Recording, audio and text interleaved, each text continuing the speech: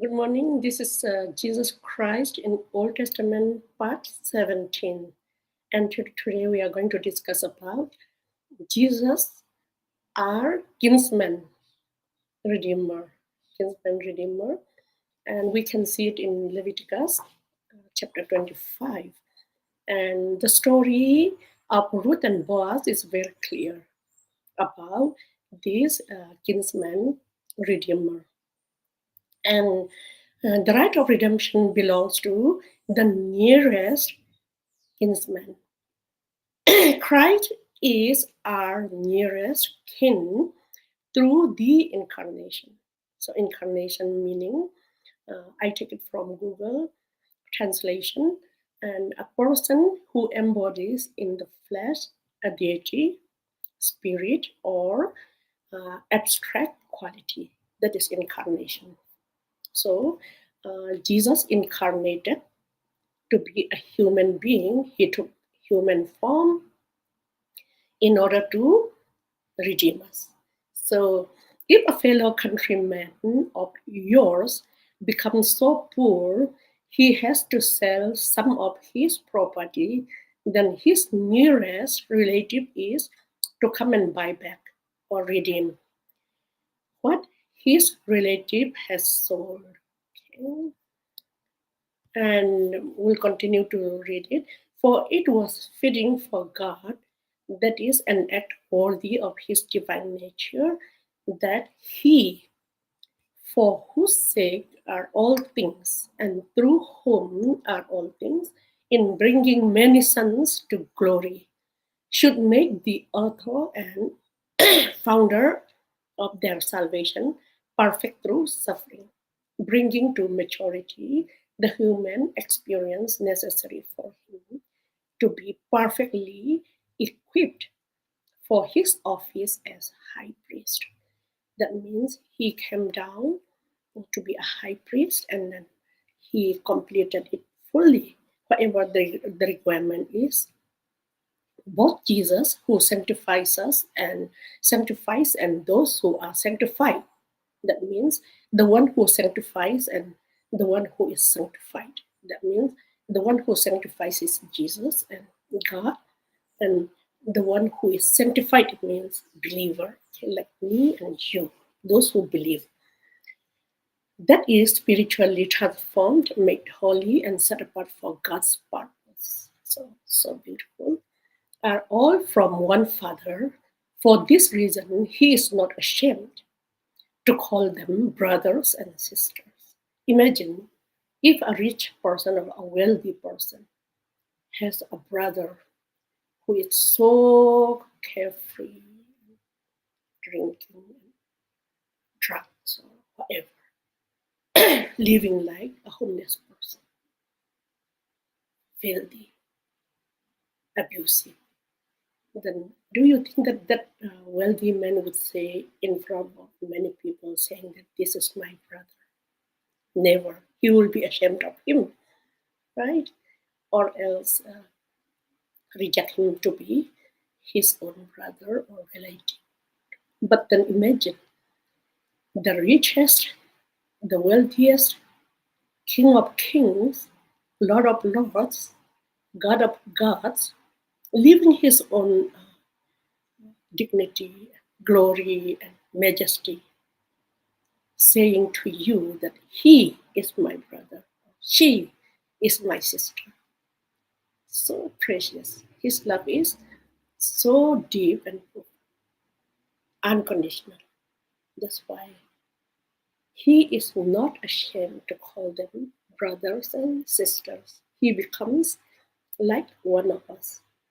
That is his humiliation or his humility.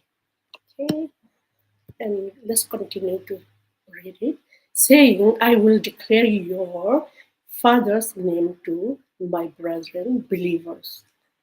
In the midst of the congregation, I will sing your praise. And again, he says, my trust and confident hope will be placed in him. And again, here I am, I and the children whom God has given me. Therefore, since this his children share in flesh and blood, the physical nature of mankind, he himself in a similar manner also shared in the same physical nature but without sin, so that through experiencing death, he might make powerless, ineffective, impotent him who had the power of death, that is, the devil. The devil has been torturing us and then slavering us or whatever, but then Jesus wants to redeem us, save us from the fear and the worries and anything bad. Satan doesn't want to go to hell alone. It is his place, but then he wants to take you along. So why should you go along with him? Jesus saves you. Jesus redeems you.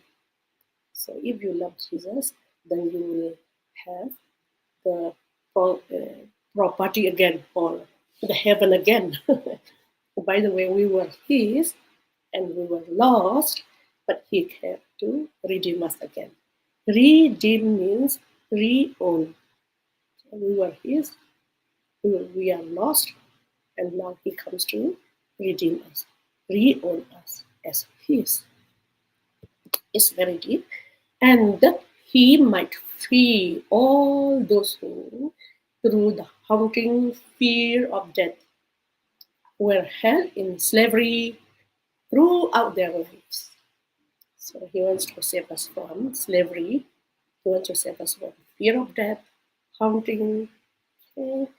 For as we all know, he, Christ, does not take hold of the fallen angels to give them a helping hand, but he does take hold of the fallen descendants of Abraham. Okay? He came down to save us. We are the descendants of Abraham spiritually. Those Israelites or Israelis are physical descendants of Abraham, but we are spiritual descendants of Abraham. Which one is better? Spirit will never die, so ours is better. Nonetheless, even if those who are uh, descendants of Abraham physically also, if they believe in Jesus Christ, then they have double descendants of Abraham, right? So they are lucky one, but we are lucky too, extending to them his hand of deliverance. We'll continue to read it. Therefore, it was essential that he had to be made like his brothers. That means he has to become human being, mankind in every respect, so that he might, by experience, become a merciful and faithful high priest in things related to God. So he became merciful also and faithful also. All right. He will never break his promise like human being. To make atonement, propitiation for the people's sin, thereby wiping away sin, satisfying divine justice, and providing a way of reconciliation between God and man. Because he himself, in humanity, has suffered in being tempted, he is able to help and provide immediate assistance to those who are being tempted and exposed to suffering. So we are tempted, we suffer a lot, physically, mentally, spiritually, emotionally. Oh, Satan has been tempting us or torturing us. But Jesus came down to save us from all these bad things. All right. If you are willing, then he can save you right now, here and now. Okay? That's why he has to become a human being in order to understand us. He was tempted, he was hungry, he cried, he was one of us. Okay? Through experience, he knows what you feel, he knows what you suffer.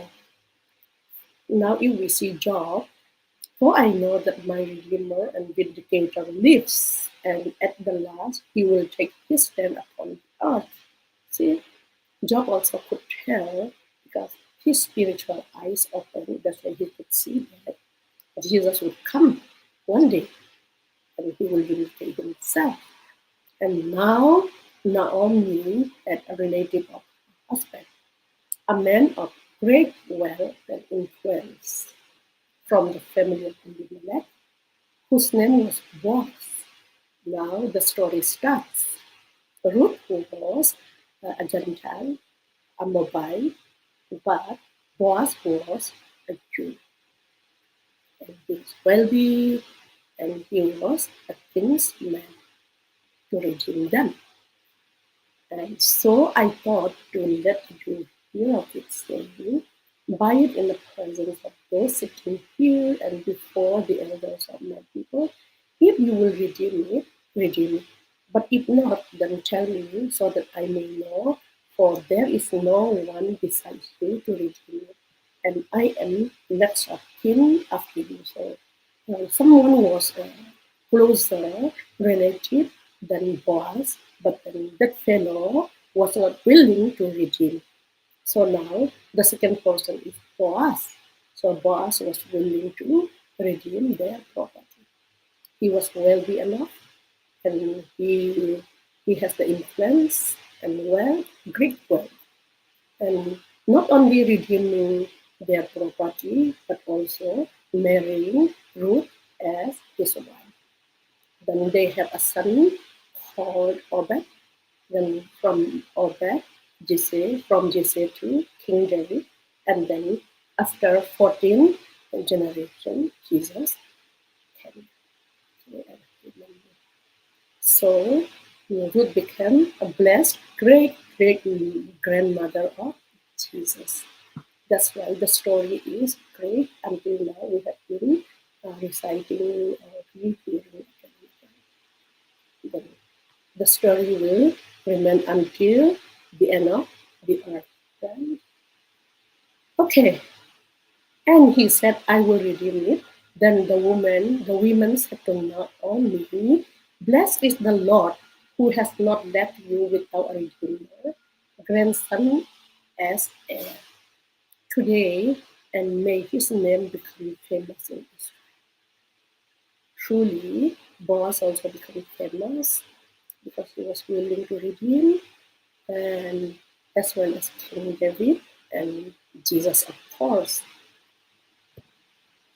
But when in God's plan, the proper time had fully come, God sent his son, born of a woman, born under the regulations of the law, so that he might redeem and liberate those who were under the law, that we who believe might be adopted as sons, as God's children with all rights as fully grown members of the family. So we are adopted. We are co-heir with Christ. See, because Jesus is willing to buy the property as well. That is Eden. Now we'll go to eternal heaven through Jesus Christ. Unfortunately, if you don't believe, then the kingdom will not be yours. Even though you are redeemed, you deny, you refuse. But should not be the one, you should not be the one who refuses. So please accept Jesus loves you. He calls you his brother. Okay? No matter where you are, no matter what position you would be, he loves you, he accepts you. If you are a wealthy person, better one. You can help many people. Right? In him we have redemption. In Jesus Christ we have redemption. That is our deliverance and salvation through his blood, which paid the penalty for our sin and resulted in the forgiveness and complete pardon of our sin in accordance with the riches of his grace. His grace is so rich in order to deliver us and redeem us, and it becomes the forgiveness of sin or the pardon of our sin. For you know that you were not redeemed from your useless spiritual unproductive way of life, inherited by tradition from your forefathers with perishable things like silver and gold. But you were actually purchased with precious blood, that are sacrificial lamb, unblemished and spotless, the priceless blood of Christ. So we are not bought by silver or gold. That they are useless because one day they will melt away. But not with that, but with the precious blood, unblemished and spotless and priceless. And are being justified, declared free, and the guilt of sin made acceptable to God and granted eternal. So precious. Okay? Now you are counted free. You are free of guilt and sin. You are made acceptable to God. The blood only made one desire and granted eternal life. So money cannot buy. Only the precious blood of Jesus can buy. As a gift by His precious, undeserved grace. Through the redemption, the payment for our sin, which is provided in Jesus. So repeatedly we have been talking. They are so-called gods, but they never say they would say. They give us good moral to do and not to do. All the don'ts, all the do's. You never wipe away your guilt of sin. But the blood of Jesus only can. And continue. For what the law could not do, that is, overcome sin and remove its penalty, its power, being weakened by the flesh, man's nature without the Holy Spirit, God did. He sent His own Son in the likeness of sinful man. See, He took our likeness in order to save us as an offering for sin, and He condemned sin in the flesh, subdued it, and overcame it in the person of His hands. So sin is overcame all. See, then Jesus subdued all, but emptied Himself. See, even though He's the King, He emptied His glory and majesty and wealth and everything without renouncing or diminishing His duty, but only temporarily giving up the outward expression of divine equality and His rightful dignity by assuming the form of a bond servant. He became like bond servant. Bond servant cannot do anything except whatever the master would say. If the master gives, then they will eat. If not, they will remain hungry. No right, nothing. So Jesus became a bond slave, a bond servant like one of us. And being made in likeness of man, became completely human, but was without sin, being fully God and being fully man. So here's the story. Jesus is our kinsman redeemer. He has the right to redeem us all that we have lost. That is the property of the kingdom. He has the power to redeem. He has the means to redeem. He is ready and willing to redeem. He can and he did, right? So he's ready, he's willing. That's why today you and I are saved. God is so good. So believe in Him so that your redemption will be complete through your faith. If you don't believe, if you go to hell, then you can never blame Jesus again because Jesus redeems you. God bless you. Thank you for watching. Hope to see you very soon. Bye bye.